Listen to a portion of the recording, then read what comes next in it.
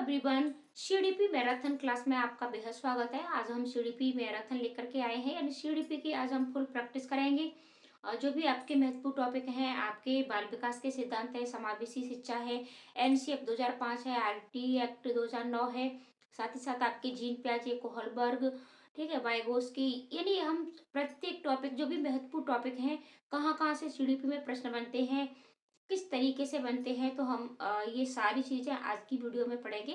आप video last तक अवश्य देखना। आपके पास समय बहुत कम है और इस समय हम फुल रिवीजन कर रहे हैं। डेली रिवीजन क्लास आपको मिल रही है। सीडीपी के महत्वपूर्ण टॉपिक, ईवीएस के महत्वपूर्ण टॉपिक, भाषा के महत्वपूर्ण टॉपिक आपको करा दिए गए हैं। और आज हम सीडीपी की यानी पूरी सीडीपी का रिवीजन करेंगे। ठीक है, एक बार मैं आपको दिखा दूं। ठीक है, यानी सीडीपी का हम रिवीजन करेंगे। जैसे बाल विकास के सिद्धांत हैं हमारे, जीन पियाजे हैं, ठीक है, और कोहलबर्ग हैं। कोहलबर्ग के साथ हमारे ली वाइगोस्की हैं। ठीक है, समाजीकरण है, समाजीकरण की क्या भूमिका है, प्रक्रिया है, प्रगतिशील शिक्षा है, बुद्धि के सिद्धांत हैं, टर्मन की बुद्धि लब्धि सारणी है, आपकी अभिप्रेरणा है, अधिगम क्षमताएं हैं, समावेशी शिक्षा है, ठीक है, आरटी एक्ट 2009 है। और वीडियो आपकी लंबी हो जाएगी, ठीक है, क्योंकि हम इसका फुल रिवीजन करेंगे। अधिगम क्या है, ये सारी चीज़ें आज की वीडियो में आपको देखने को मिलेंगी। ठीक है, तो वीडियो के लास्ट तक आप अवश्य बने रहें और पूर्ण धैर्य के साथ आप सीडीपी का फुल रिवीजन करें, क्योंकि बहुत से बच्चे होते हैं जिन्होंने अपने नोट्स नहीं बनाए हैं। ठीक है, तो आज उन बच्चों के लिए ये क्लास बहुत ही महत्वपूर्ण होने वाली है, जिन्होंने अपने खुद के नोट्स नहीं बनाए हैं। तो चलो शुरुआत करते हैं।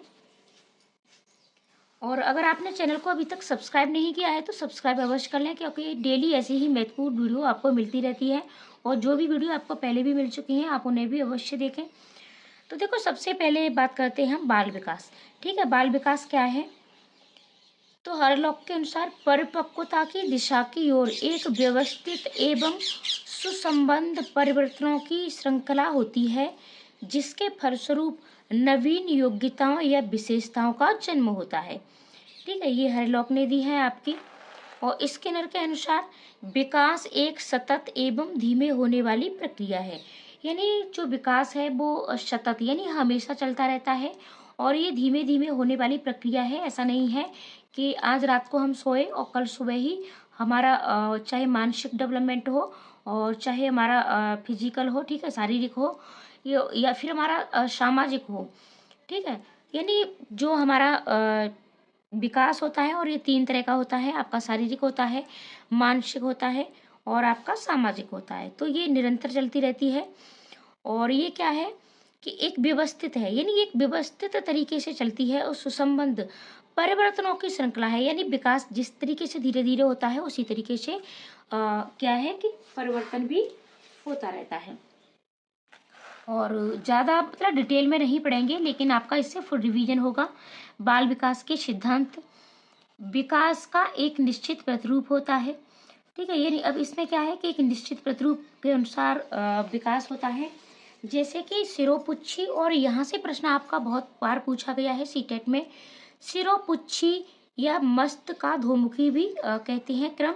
यानी विकास पहले सिर से पैर की ओर होता है, यानी पहले सिर का विकास होगा और फिर नीचे का। ठीक है, सिर से पैर की तरफ होता है। जैसे पहले सिर बना, फिर गर्दन, फिर ठीक है, और नीचे का हिस्सा इस तरीके से पैर की ओर होता है। दूसरा है आपका निकट दूर का विकास। यहाँ से भी प्रश्न सीटेट में आपका बहुत बार पूछा गया है।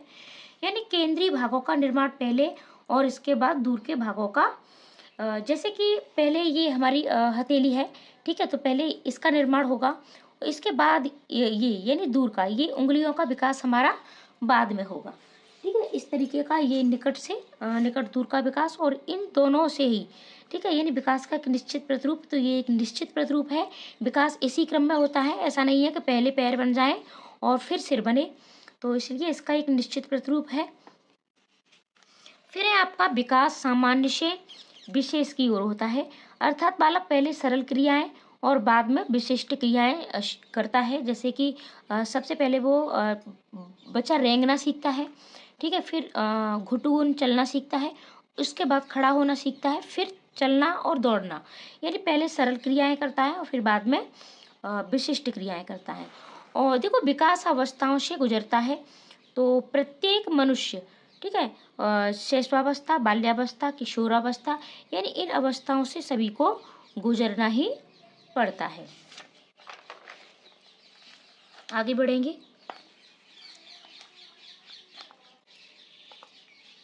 निरंतरता का सिद्धांत, यानी विकास निरंतर चलता रहता है आपका। अविलोमिता का सिद्धांत, यानी उल्टा नहीं होता, ठीक है, विकास उल्टा नहीं होता। ऐसा नहीं है कि पहले आप चलना दौड़ना सीख जाएं, फिर उसके बाद रेंगना सीखें, ठीक है, पहले आप बोलना सीख जाएं, फिर उसके बाद रोना सीखें, तो मतलब उल्टा नहीं होता, ठीक है। अवलोमितीय का सिद्धांत और वैयक्तिक विभिन्नता का सिद्धांत, प्रत्येक मनुष्य का विकास में विभिन्नता पाई जाती है। कभी भी दो व्यक्तियों के विकास में समानता नहीं पाई जाती है। आप दो जुड़वा बच्चों को लीजिएगा, उनके भी विकास में आपको विभिन्नता देखने को मिलेगी, चाहे शारीरिक हो चाहे मानसिक हो। वातावरण वंशानुक्रम की अंतःक्रिया का सिद्धांत, यानी वातावरण और वंशानुक्रम इन दोनों की अंतःक्रिया का भी सिद्धांत है। बच्चे के विकास में वातावरण और वंशानुक्रम दोनों का प्रभाव रहता है, और वातावरण और वंशानुक्रम से आपका प्रश्न बनता भी है, ठीक है। वंशानुक्रम का आपका 80% योगदान होता है बच्चे के विकास में, और इसके साथ साथ वातावरण का आपका 20%, ठीक है, यानी वंशानुक्रम का आपका ज़्यादा होता है, जिसके माता पिता ज़्यादा परिपक्व होते हैं, ठीक है, बुद्धिमान होते हैं, तो 80% उनके बच्चे भी बुद्धिमान होते हैं। देखो वीडियो आपकी बहुत लंबी होने वाली है, मैराथन ही एक तरह से आप इसको मान करके चलिए, लेकिन आपका फुल रिवीजन होगा। और मैंने सभी पॉइंट नहीं लिए हैं, सिर्फ वही पॉइंट लिए हैं जहाँ जहाँ से आपके प्रश्न बनते हैं। देखो विकास को प्रभावित करने वाले कारक हैं आपके, जैसे वंशानुक्रम है, वातावरण है, तो वंशानुक्रम का तो होता ही है, वातावरण का भी है, संस्कृति का भी प्रभाव रहता है, ठीक है। तो प्रत्येक यानी भिन्न भिन्न संस्कृतियों में बच्चे का प्रभाव भिन्न भिन्न होता है। राष्ट्रीयता का भी प्रभाव पड़ता है, आर्थिकता का तो प्रभाव पड़ता ही पड़ता है, बुद्धि का, समाज का, बीमारी, लिंग, पोषण, ठीक है। अब आपको हो गए पोषण, तो देखो पोषण का भी प्रभाव बच्चे पर अवश्य पड़ता है, ठीक है। अगर बच्चे को अच्छा पोषण नहीं मिलता है तो फिर उसका शारीरिक विकास प्रभावित होता है, शारीरिक विकास प्रभावित के साथ साथ उसका मानसिक विकास भी प्रभावित होता है। अब देखो बाल विकास की अवस्थाएं तो सबसे ज़्यादा आपकी रॉस के अनुसार पूछी जाती हैं, तो सिर्फ मैंने यही ली है। शैशवावस्था, क्योंकि हम सिर्फ रिवीजन कर रहे हैं। शैशवावस्था ये आपको या तो 1 से 3 वर्ष में देखने को मिलेगा, या फिर 0 से 3 वर्ष, ठीक है। तो शैशवावस्था कितना है, 1 से 3 वर्ष। पूर्व बाल्यावस्था 3 से 6 वर्ष। उत्तर बाल्यावस्था 6 से 12 वर्ष। किशोरावस्था 12 से 18 वर्ष। और विभिन्न मनोवैज्ञानिकों ने विभिन्न ये चीज़ें दी हैं। अब बात करते हैं जीन पियाजे की। तो जीन पियाजे ने के विकास के यानी इनके सिद्धांत का नाम क्या है, तो इनके सिद्धांत का नाम है संज्ञानात्मक विकास का सिद्धांत, ठीक है। इन्होंने संज्ञानात्मक विकास का सिद्धांत दिया है, 4 अवस्थाएं दी हैं इन्होंने, और ये 4 अवस्थाएं कौन कौन सी हैं, तो इनकी ये 4 अवस्थाएं हैं।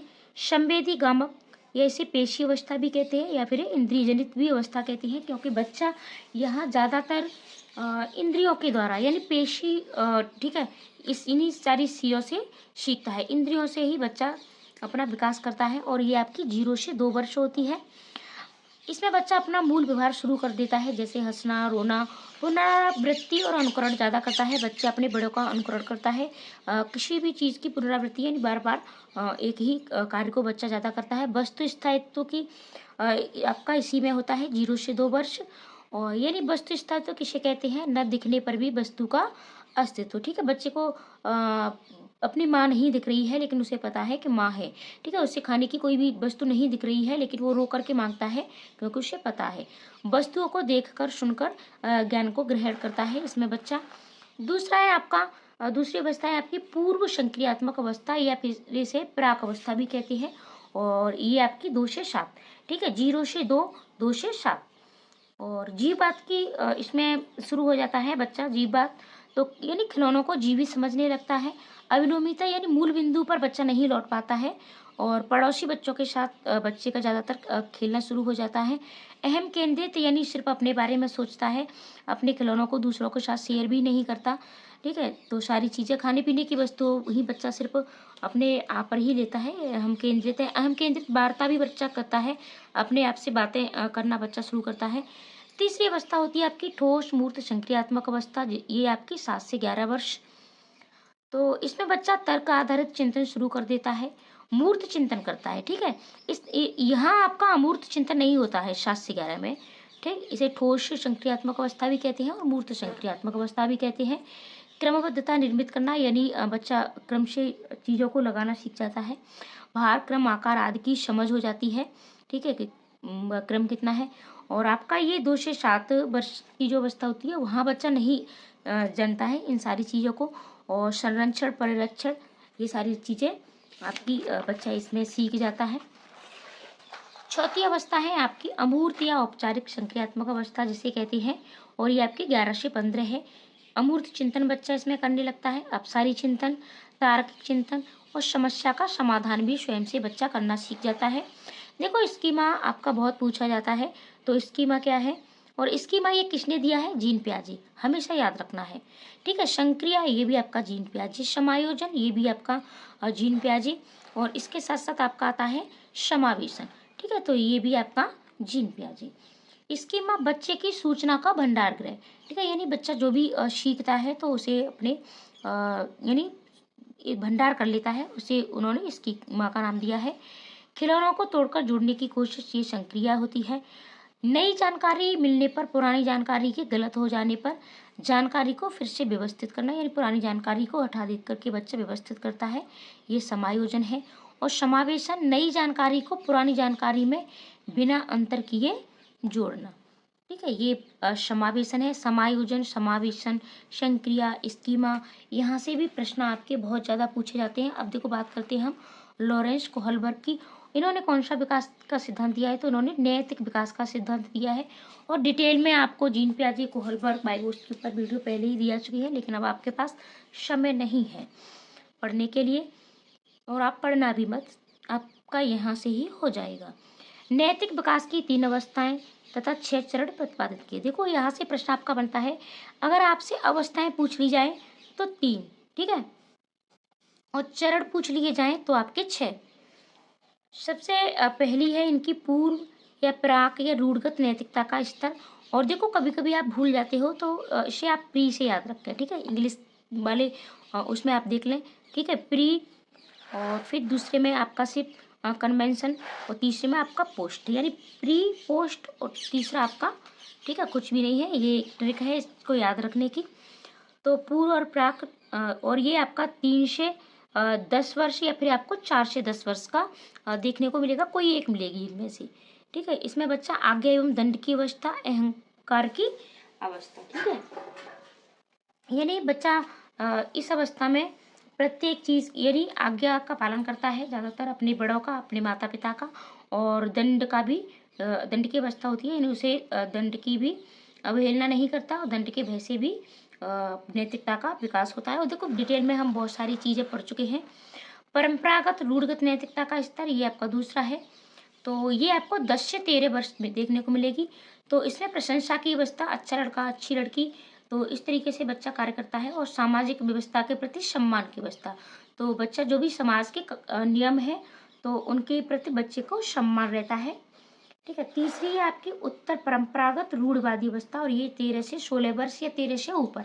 ठीक है, और सामाजिक अनुबंधन उन्मुखता, यानी समाज के प्रति बच्चे सिद्धांत अपने बनाने लगता है, तर्क भी करने लगता है। सार्वभौमिक नैतिक सिद्धांत उन्मुखता, यानी जो सार्वभौमिक नैतिक सिद्धांत है उनके प्रति बच्चा अपना दृष्टिकोण रखना शुरू कर देता है, और वो यहाँ सीख जाता है कि यानी नियमों में परिवर्तन भी होता है। ठीक है, जो नियम वो शुरू से देखता आ रहा था, तो इनमें कुछ दूसरे भी, यानी नियम है जो हमारे, उनमें परिवर्तन होता रहता है। अब बात करते हैं लेव वाइगोत्स्की की। तो लेव वाइगोत्स्की के, इनके सिद्धांत का नाम है सामाजिक सांस्कृतिक सिद्धांत, सामाजिक संरचना का सिद्धांत भी कहा जाता है, सामाजिक संज्ञानात्मक विकास का सिद्धांत भी होता है। संज्ञानात्मक विकास अगर आपको अकेला मिल जाए तो जीन पियाजे, सामाजिक जुड़ जाए, जहाँ भी बात सामाजिक आ जाए आपका, चाहे सामाजिक सांस्कृत हो, सामाजिक संरचना हो, सामाजिक संज्ञानात्मक हो, लेव वाइगोत्स्की हैं आपके। ठीक है, इन्होंने महत्वपूर्ण कारक माना है बच्चे के विकास में परिवार को, मित्र को, समाज और विद्यालय। ठीक है, और इनकी 2 महत्वपूर्ण अवधारणाएं हैं। जैसे ZPD का सिद्धांत दिया इन्होंने। तो वास्तविक विकास के, जिसे जॉन प्रॉक्सिमल डेवलपमेंट, वास्तविक विकास के स्तर तथा संभाव्य विकास के अंतर के बीच का क्षेत्र निकट विकास का क्षेत्र ZPD कहलाता है। यानी निज वाक, निज भाषा या आंतरिक वो, ठीक है। यानी बच्चा अपने आप से जो बातें करता है, ठीक है। तो जीन पियाजे कहते हैं अहम केंद्रित वार्ता, और आपके वाइगोस्की क्या कहते हैं, निज वॉक या निज भाषण या आंतरिक भाषा।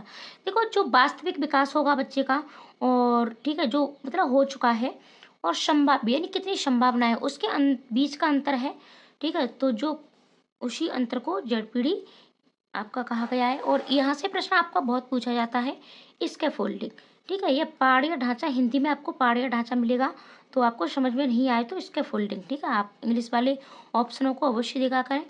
वयस्कों द्वारा दी जाने वाली सहायता को पहाड़िया ढांचा कहते हैं। विकास को सामाजिक संदर्भ से अलग नहीं किया जा सकता, ऐसा इनका कहना था, ठीक है। और विकास यानी शारीरिक, मानसिक और सामाजिक विकास आपका किस तरीके का होता है, तो आपका शारीरिक भी होता है, मानसिक होता है और सामाजिक होता है। अब बात समाजीकरण की कर लेते हैं। तो समाजीकरण एक ऐसी प्रक्रिया है जो नवजात शिशु को सामाजिक प्राणी बनाती है। समाजीकरण का कार्य समाज में रहकर ही संभव है, समाज से अलग रहकर नहीं। ये व्यक्तियों को सामाजिक परंपराओं, प्रथाओं, रूढ़ियों, मूल्यों, आदर्शों आदि का पालन करना और विपरीत सामाजिक परिस्थितियों में अनुकूलन करना सिखाता है। अब बात करते हैं समाज और बालक की। तो पालन पोषण, सहानुभूति, सहकारिता, निर्देश, आत्मीकरण, पुरस्कार एवं दंड, अनुकरण, सामाजिक शिक्षण आदि बालक के समाजीकरण के महत्वपूर्ण कारक हैं, ठीक है। तो यानी महत्वपूर्ण कारक क्या है बच्चे के समाजीकरण के, तो ये सभी आपके महत्वपूर्ण कारक हैं। और समाजीकरण करने वाले तत्व हैं आपके परिवार है, विद्यालय है, पड़ोस है, साथी हैं, समुदाय हैं, धर्म है, ठीक है।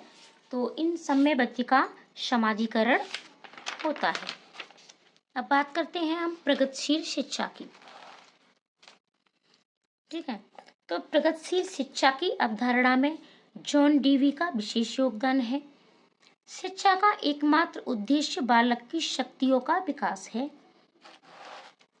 जॉन डीवी शिक्षा को निश्चित या स्थिर प्रक्रिया न मानकर एक प्रगतिशील प्रक्रिया माना है, यानी निरंतर चलने वाली, परिवर्तन होता रहता है, उनका ये माना है, जो समय, देश, जरूरत, परिस्थिति के अनुसार बदलती रहती है। यानी इसमें प्रगतिशील शिक्षा का अर्थ है परिवर्तन, ठीक है। विद्यालय समाज का लघु रूप है, ये जॉन डीवी ने कहा है। और महत्वपूर्ण तत्व रुचि और प्रयास और प्रोजेक्ट प्रणाली आपकी जॉन डीवी ने ही दी है, ठीक है। यानी जो भी बच्चा सीखता है तो उसमें दो कारण सबसे महत्वपूर्ण होते हैं, ठीक है, रुचि और प्रयास। जब तक रुचि नहीं होगी तब तक हम किसी चीज़ को करने का प्रयास नहीं करेंगे, और जब तक प्रयास नहीं करेंगे तब तक हम कोई भी कुछ भी नहीं सीखेंगे। अब बात करते हैं बुद्धि की, और बुद्धि से भी प्रश्न आपका बनता है। बुद्धि शब्द का प्रयोग सामान्यतः प्रतिभा, ज्ञान एवं समझ इत्यादि कई अर्थों में किया जाता है। यह वह शक्ति है जो हमें समस्याओं का समाधान करने एवं उद्देश्यों को प्राप्त करने में सक्षम बनाती है। यानी हमारी जो भी समस्याएं हैं, जो भी समाधान हमें करने की शक्ति देती है, और उद्देश्यों को प्राप्त करने के लिए में सक्षम भी बनाती है। टर्मन के अनुसार बुद्धि अमूर्त विचारों के संदर्भ में सोचने की योग्यता है, ठीक है। और बुद्धि के कुछ सिद्धांत हैं, और ये आपके पूछे भी जाते हैं। एक कारक विने, द्विकारक स्पीयरमैन, बहुकारक थॉर्नडाइक, प्रतिदर्श थॉमसन, त्रियामी गिलफोर्ड, समूह कारक थर्स्टन। देखो समूह कारक से आपके प्रश्न अवश्य बनते हैं। समूह कारक में आपके जैसे कि थर्स्टन ने दिया है, और आपका बन जाता है कि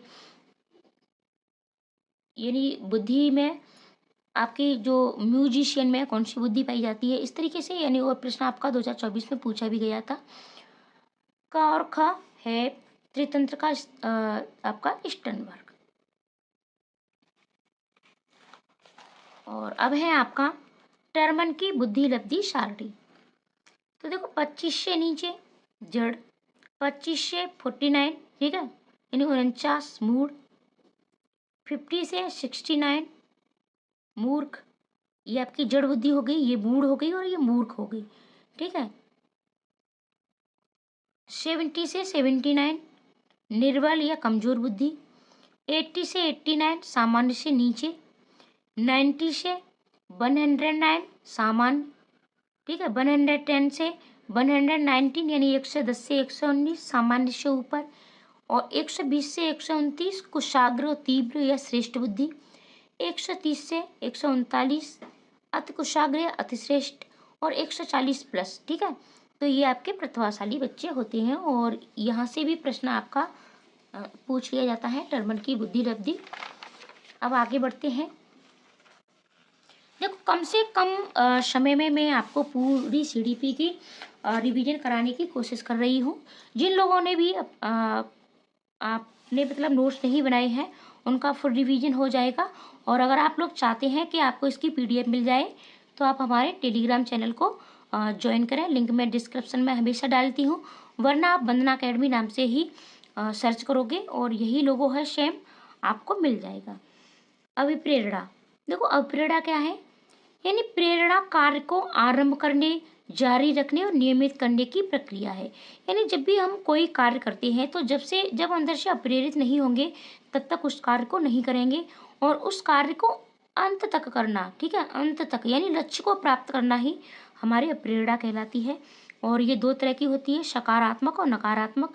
सकारात्मक में आपकी आंतरिक प्रेरणा आती है, नकारात्मक में आपकी बाह्य प्रेरणा आती है। यानी बच्चा जब अंदर से प्रेरित होता है, ठीक है, अंदर से प्रेरित बच्ची बात आ जाए तो ये आपका पॉजिटिव पॉइंट होता है और बाह्य प्रेरित ये आपका निगेटिव पॉइंट होता है। ठीक है। और बाह्य प्रेरित में यानी बच्चा पुरस्कार के लिए पढ़ता है कि उसको पुरस्कार मिलेगा, उसको पैसे मिलेंगे या उसको ये सारी चीज़ें मिलेगी। लेकिन बच्चा जब आंतरिक अंदर से प्रेरित होता है तब अच्छा सीखता है और ये एक सकारात्मक प्रेरणा है। अब बात करते हैं अधिगम अक्षमताएं। यहाँ से भी प्रश्न आपका पूछा जाता है और यहाँ से प्रश्न आपका सिर्फ सीडीपी में ही नहीं, मैथ में भी आपका पूछा जाता है। मैथ के साथ साथ आपका भाषा के दोनों ही यानी दोनों भाषा में आपके प्रश्न बनते हैं, तो इसे आप बहुत अच्छे से पढ़ लें। डिसलेक्सिया, ये डिसलेक्सिया आपकी पठन विकार से संबंधित होती है। ठीक है। तो इसकी ट्रिक है यानी लेक्सिया, और ये पढ़ने से होती है। डिसलेक्सिया और ग्राफिया ये दोनों आपको अच्छे से देखनी है। देखो ग्राफिया यानी पेपर पेंसिल के साथ हम जब पढ़ते हैं, ठीक है, तो इसके लिए पेपर पेंसिल यानी लिखने के लिए चाहिए होता है। तो ग्राफिया लेखन से, लेक्सिया आपके पढ़ने से। और डिसकैलकुलिया ये गणना विकार। और कैलकुलेटर, ठीक है, कैलकुलेटर और कैलकुलेटर से हम गणना करते हैं तो गणना विकार। प्रेक्सिया जब किसी चीज़ की ज़्यादा प्रैक्टिस करते हैं तो थकावट होती है। और नींद के कारण, ठीक है, सूक्ष्म गतिक कौशलों का प्रभावित होना। और ये तीनों आपके सूक्ष्म गतिक कौशल में आते हैं, पढ़ना, लिखना, गणना। ठीक है। बुलिमिया खाने का विकार। डिस्फेजिया या फिर अफेजिया भी होता है, ये मौखिक संप्रेषण में कमी।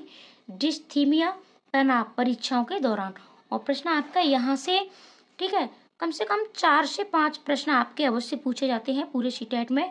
ठीक है। मान के चलिए एक प्रश्न आपका सीडीपी में पूछा गया, एक प्रश्न आपका गणित में पूछा गया और दोनों भाषाओं में 2, तब भी आपके 4 प्रश्न होते हैं।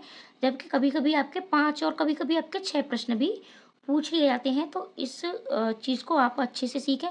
और भाषा में आपका पठन वैफल्य इस तरीके से पूछ लिया जाता है, तो वहाँ आपको थोड़ा इंग्लिश वाला देख लेना है, ठीक है, समझ के साथ। अब बात करते हैं समावेशी शिक्षा। तो समावेशी शिक्षा क्या है? जाति, धर्म, लिंग, शारीरिक क्षमता के आधार पर बिना भेदभाव किए शिक्षा सामान्य कक्षा में देना ही समावेशी शिक्षा है। एक ही कक्षा में दिव्यांग, सामान्य, प्रतिभाशाली, मंदबुद्धि सभी बच्चों को समान शिक्षा देना समावेशी शिक्षा है। ठीक है। यानी आपको अपनी एक ही कक्षा में सभी बच्चों को शिक्षा देनी है, चाहे आपके प्रतिभाशाली हो, चाहे दिव्यांग हो, चाहे सामान्य हो, कोई भी भेदभाव आपको नहीं करना है। अब बात करते हैं एनसीएफ 2005 के। तो डिटेल में नहीं पढ़ेंगे, लेकिन इसके जो 5 यानी मार्गदर्शी सिद्धांत हैं। ज्ञान को स्कूल के बाहरी जीवन से जोड़ना, रटंत्र प्रणाली से मुक्त किया जाए, परीक्षा को लचीला बनाया जाए, गतिविधि आधारित अधिगम, राष्ट्रीय मूल्यों के प्रति आस्थावान। और प्रमुख सूत्र है इसका, बिना भार के अधिगम, लर्निंग विदाउट बर्डन। ठीक है। मातृभाषा को वरीयता, त्रिभाषा फार्मूला, कक्षा 2 तक कोई परीक्षा नहीं, भाषा के कौशलों का विकास, ठीक है। आपके जो भाषा के 4 कौशल हैं, ठीक है, LSRW, तो इन चारों का बच्चे में विकास करने की बात आपकी NCF 2005 में कही गई है, ठीक है। NCF 2005 आपके गृह कार्य का विरोध करता है। सीखने में यांत्रिकता यानी बार बार रिपीटेशन नहीं होनी चाहिए आपकी। चहुमुखी विकास की बात कही गई है। समावेशी वातावरण होना चाहिए। पोर्टफोलियो आकलन होना चाहिए। पोर्टफोलियो आकलन आप जानते हैं कि बच्चे के पूरा ब्यौरा होता है कि बच्चे ने ठीक है, जैसे कि चारों भाषाओं का भी अलग अलग दिया जाता है। मौखिक में कितना है, ठीक है, और आपका लिखित में कितना है, बच्चे ने खेलकूद में कितना दिया, संगीत में कितना दिया। 4 क्षेत्रों पर विशेष ध्यान दिया गया है और ये है आपके कला, काम, स्वास्थ्य एवं शारीरिक शिक्षा और शांति। 5 विधियों पर जोर देता है हमारा NCF 2005। करके सीखना, निरीक्षण विधि, परीक्षण विधि और मिश्रित विधि। NCF 2005 हमारा कहता है शिक्षक ज्ञान का स्रोत नहीं है, ठीक है, यानी शिक्षक क्या है, शिक्षक एक सुगम करता है। अब बात करते हैं हम RTE एक्ट 2009 की। तो वर्ष 2002 में संविधान के 86वें संशोधन द्वारा अनुच्छेद 21, ठीक है, 21A में 6 से 14 वर्ष तक के सभी बच्चों को मुफ्त एवं अनिवार्य शिक्षा उपलब्ध कराने का प्रावधान किया गया था और 1 अप्रैल 2010 से जम्मू कश्मीर को छोड़कर ये पूरे देश में लागू भी हुआ था। धारा 3 कहती है 6 से 14 वर्ष तक के सभी बच्चों को निःशुल्क एवं अनिवार्य शिक्षा। धारा 23 में शिक्षक की योग्यताओं का वर्णन किया गया है, जैसे आपका टेट है, CTET है, ठीक है, और BEd, BTC, ये सभी यानी योग्यताओं का वर्णन किया गया है। धारा 17 शारीरिक व मानसिक दंड पर रोक, आप बच्चे को कोई भी दंड नहीं दे सकते हैं। धारा 16 फेल करने पर रोक, बच्चे को आप फेल भी नहीं कर सकते हो। दिव्यांग बच्चों के लिए 18 वर्ष तक मुफ्त शिक्षा है। और प्रश्न आपका यहाँ आपका कन्फ्यूजन वाला हो जाता है, तो दिव्यांग बच्चों की बात आपको 18 वर्ष और सामान्य बच्चे आपके 14 वर्ष। कक्षा 8 तक शिक्षा मातृभाषा में ही दी जाएगी। ये सभी आपके RTE एक्ट 2009 में कहे गए हैं। अब बात करते हैं हम अधिगम की। अधिगम क्या है? अधिगम का तात्पर्य है सीखना, ठीक है, सीखना ही हमारा अधिगम कहलाता है। अभ्यास एवं अनुभव द्वारा व्यवहार में वांछनीय परिवर्तन अधिगम है। गिलफोर्ड कहते हैं व्यवहार द्वारा व्यवहार में परिवर्तन ही अधिगम है। क्रो एंड क्रो आदतों, ज्ञान, अभिवृत्तियों का अर्जन अधिगम है। अब देखो, अधिगम समायोजन है। अधिगम सतत चलता रहता है। अधिगम एक प्रक्रिया है, न कि परिमाण। अधिगम का स्थानांतरण होता है। अधिगम समस्या समाधान है। अधिगम लक्ष्योन्मुखी होता है, यानी अधिगम जिससे हम अपना लक्ष्य प्राप्त करते हैं। समस्या का समाधान भी अधिगम से होता है। तो ये सारी चीज़ें, अधिगम सतत प्रक्रिया है, यानी सतत हमेशा चलता रहता है। हमेशा हम कुछ न कुछ सीखते ही रहते हैं। अधिगम की कुछ विधियां हैं। त्रुटि एवं प्रयास, ये आपका थार्नडाइक ने दिया। सूझ विधि कोहलर, अनुबंधन विधि पावलव, खेल विधि फॉब्रेल, इंद्रिय आधारित मॉन्टेसरी, क्रियाकलाप जॉन डीवी, यही आपकी प्रगतिशील शिक्षा। खोज विधि और मिस्ट्रॉन्ग, इसके साथ आपकी क्षेत्र भ्रमण विधि भी होती है। ये आपकी कुछ अधिगम विधियां हैं। अब बात करते हैं हम निदानात्मक। ये प्रश्न आपका यहाँ से भी पूछा जाता है। तो निदान की बात, नैदानिक, निदानात्मक, ये क्या है? तो छात्र की कठिनाइयों के कारणों का पता लगाना, यानी आपको इसमें कारणों का पता लगाते हैं, ये आपका निदान है। उपचारात्मक यानी उपचार, तो कारण का पता चलने के बाद दी गई सहायता, ठीक है। तो आप किस तरीके से, यानी बच्चे को किसी पढ़ने में कठिनाई है या कोई भी कठिनाई है, बच्चा आपका स्कूल नहीं आता है, तो सबसे पहले आपको कारण का पता लगाना है कि कारण क्या है, तो ये आपका निदान। और फिर उसके बाद आप उसे जो भी समझाओगे या जो भी सहायता दोगे, ठीक है। कुछ बच्चों के पास किताबें नहीं होती हैं, तो आर्थिक सहायता भी दे सकते हो और किताबें दे सकते हो। तो ये सारी चीज़ें, ठीक है, जो भी कारण है तो उसका यानी सहायता, तो ये आपका उपचार में आती है।